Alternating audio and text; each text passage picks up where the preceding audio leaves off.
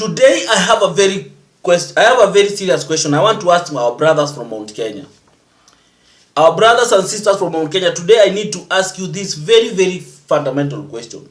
Do you people hate William Ruto because of how he pushed Gachagua out of the government, or because of how he has not delivered, or you hate William Ruto because he started working with Raila Odinga? That is one question that we need to ask ourselves, and that is one question that I want to ask for the people of Mount Kenya.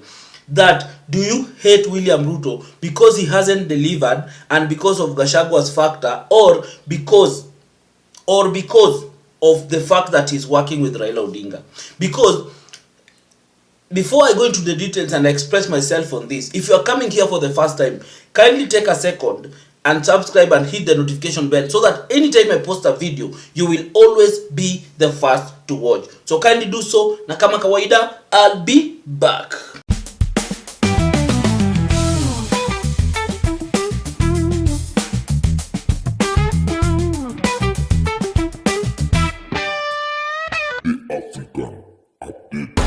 Thank you for everyone who has subscribed, and for the return subscribers, I really appreciate you guys. Thank you so much. Now back to my video. So I'm asking a very fundamental question, because this is what will form the basis of us trying to understand why is Mount Kenya so much against William Ruto. Now, we have always known that the people of Mount Kenya have always had differences with the Luo community, in specific the Luo community, and we have had some very unprintable words being used against the Luo community. They have been called all manner of things, and on the other side, the Luo community have used very unkind words to the people of the mountain. And these differences has been there for quite a long time.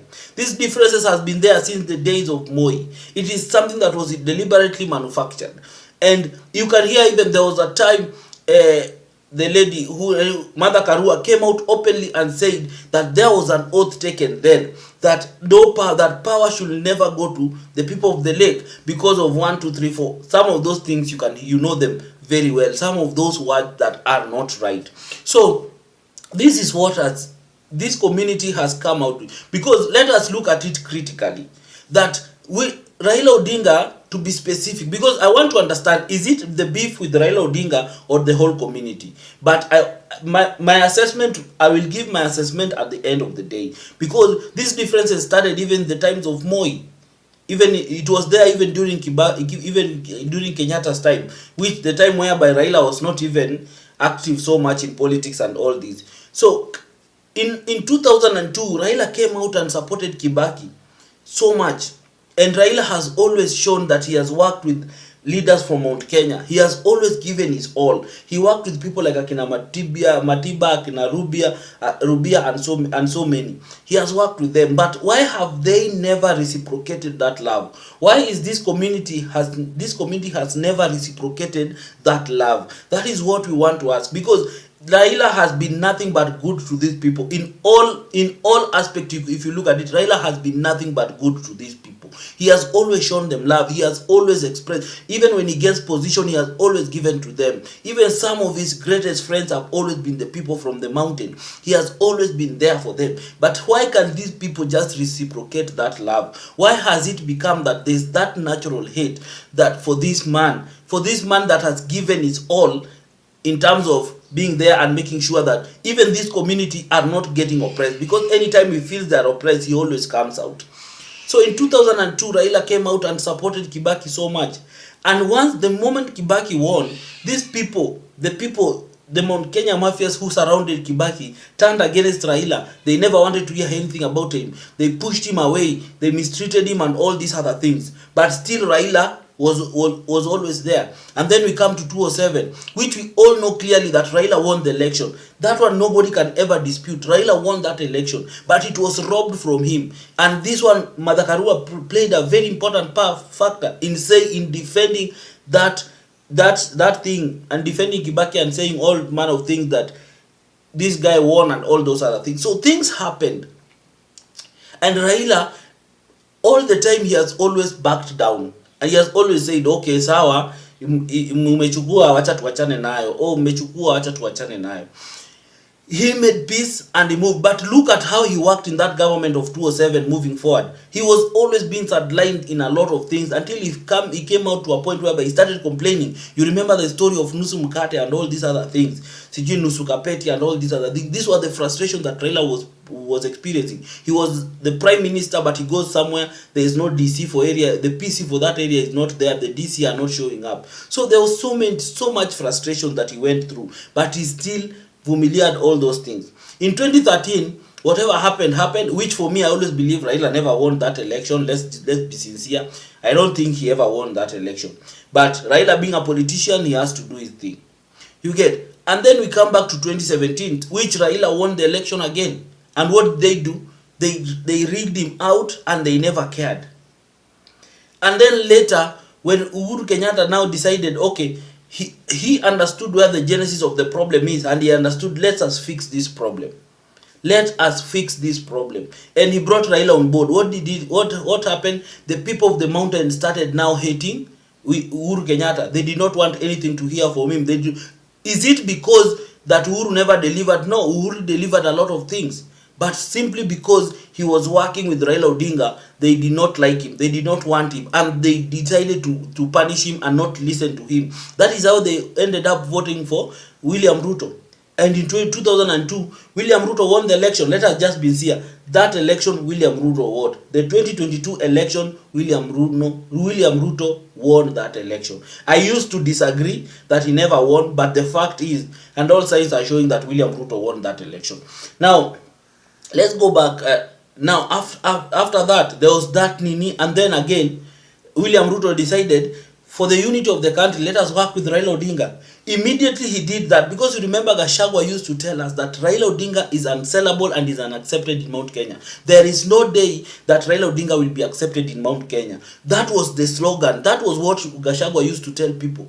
Boldly, he used to tell Uhuru in his face that there'll be nothing like that. Raila Odinga is unacceptable and he will never be accepted in Mount Kenya. What did Raila Odinga do to this community? That is that is the question that I really want to understand. Now, devoid of emotions, devoid of everything. What did Raila Odinga really do to this community?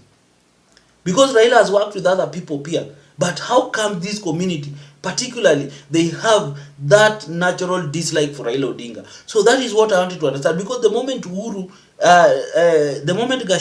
Ruto started working with Raila Odinga, that is when again we started seeing rebellion and Gachagua complaining and all these manner of things. The things started being so much uncomfortable. They started now parting ways. They are not working together. But before, they were always together. You could see Gachagua, anytime he goes somewhere, he attacks Raila. He continued with that attack even after winning the election and after being sworn in as the deputy president. He never stopped. He continued attacking Raila and attacking Uhuru and all this manner of things. You remember even the demonstration where he used to say that mimi kazi yangu ni kuamka na ku make sure that huo mzee amefanya everything. There were so much things that Gachagua used to say back then. So these things continued. They were buddies with Ruto until Raila came to the picture. Until history ya AU ianze. You could see even Gachagua was supporting, but was supporting na Shingo Upande. So he was very much uncomfortable. This was even before the Gen Zs, before his impeachment. You could see how much uncomfortable he was. So even when Raila came in and joined the government fully, that is when now Gachagua now went all out and said, William Ruto has done this, William Ruto has done this, William Ruto. Yet when you look at it critically, even the government of William Ruto has got so many people from the mountain who are still working who are still in the cabinet and the government. But he kept on pushing this narrative that we have been sidelined, we have been nini. So my question to my people from the mountain, is Raila Odinga the problem? Because if William Ruto is the problem, then what was the problem with even Uhuru? Because Uhuru delivered for the people of Mount Kenya. Why did you people suddenly turn against him? Simply because he was working with Raila. Because before he worked with Raila, you are all there, all outside there supporting him, saying all manner of things that will protect him and all these things. The moment he brought Raila through the BBI and the handshake, you people changed completely. You people said now you don't want him. The same thing you are doing to Uhuru. To Ruto. Is it because you dislike this man Raila Odinga and this community? Let us talk, because once we talk, we are able to understand what is the problem Raila Odinga or is the problem the Luo community. Because we as a community, these two communities intermarry and do all manner of businesses together and everything. But when it comes to politics, that is where they draw the line. That is where there is always that line that is drawn clearly, and everyone says that hakuna hii line, kila mtu abaki side yake. So we really want to understand, is the problem Raila Odinga or is the problem this community? Tell us, Ama, what is the issue with these people? Because this thing has been like something like you can see even from 2002 coming all the way. So it's not something that William Ruto is experiencing for the first time. The rejection is experiencing from this community. It's not something he's experiencing for the first time. It is something that has been there. It is something that has been planted for a long time. So we just want to understand, where is the issue? So kindly share it with me in the comment section.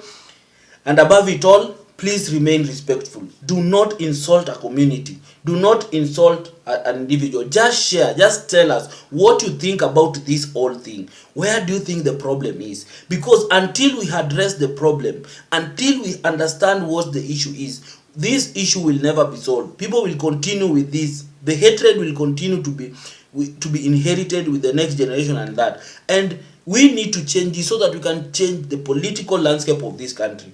So tell us in the comment section, and I've said remain respectful. So thank you. Until next time. Bye bye.